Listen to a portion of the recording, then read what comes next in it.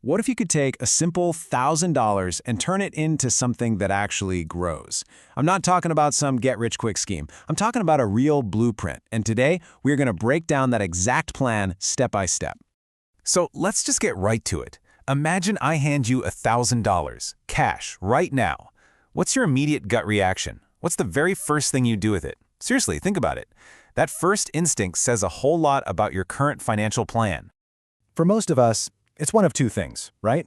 You either stash it away in a savings account, where, let's be honest, it's barely going to grow at all, or you spend it.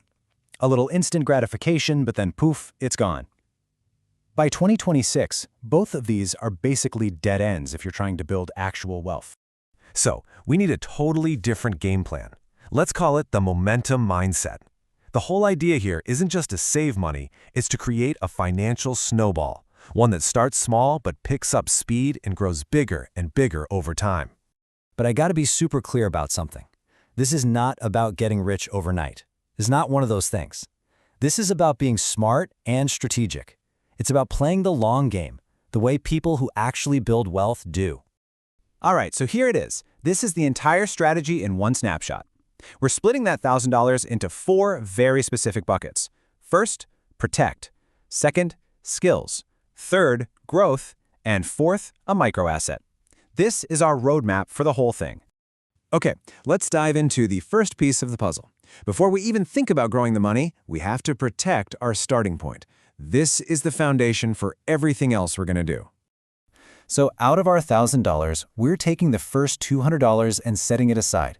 This $200 is not to be touched. We are not going to risk this money at all. So where do we put it? Well, somewhere safe and somewhere we can get to it if we need it. Think about a high-yield savings account. You know, the kind that actually pays you some decent interest. Or maybe a money market fund. The goal here is simple. Keep it safe, keep it liquid, and have it ready. And you know, here's why this is so critical. There's a saying, opportunity favors people who have cash ready. When you have some cash on the sidelines, you're ready to jump on opportunities when they pop up. So many people go all in on one thing and have nothing left when a better deal comes along. This $200, it's your safety net, and it's your launch pad. Okay, our foundation is secure. Now we can move on to step 2. And this one is all about investing in the single most valuable asset you will ever have, yourself. We're allocating $300 specifically for this. And I want you to think of this differently. This isn't spending money. This is a direct investment in your own ability to earn more in the future. Now, we're not talking about just any random skills here. We want to be strategic. We're talking about high-impact skills for the world we live in right now. Things like learning AI and automation tools, getting good at digital marketing, creating content, skills that people and businesses will actually pay for. Always remember this. Having assets is great, no doubt, but it's your skills that actually create those assets in the first place. One killer skill can become the engine that fuels your entire financial future. All right, now we get to the fun part. This is where all the pieces start connecting. You're building skills that can generate more income, and now it's time to put some of that initial capital to work for you, passively.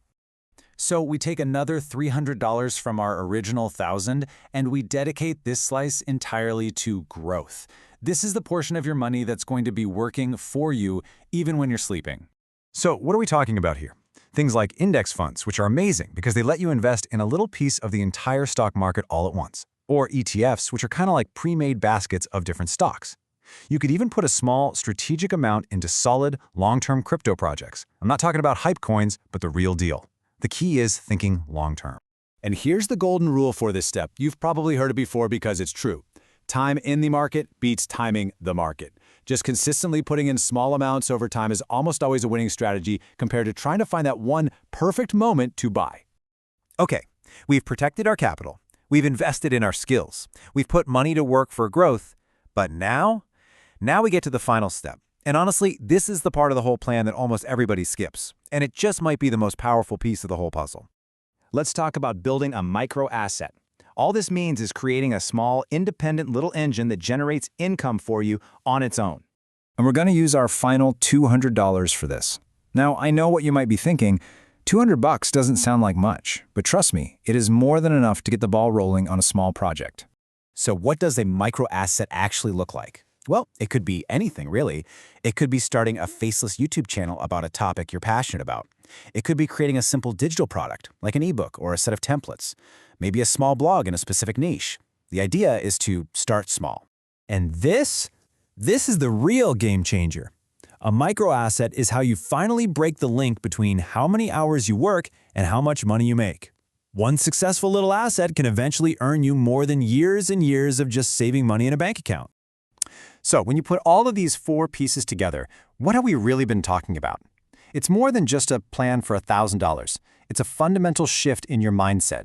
It's about going from being a passive saver to being an active owner.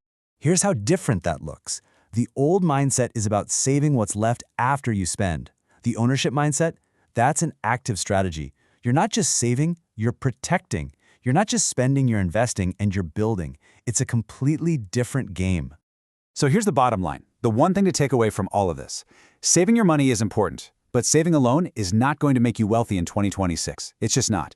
Ownership of your skills, ownership of your investments, ownership of your assets, that is what builds real, lasting wealth.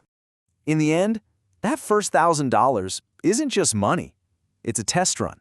It's a pattern. It is the blueprint for your entire financial future. So the real question isn't what I would do with it. The real question is, how are you going to design yours?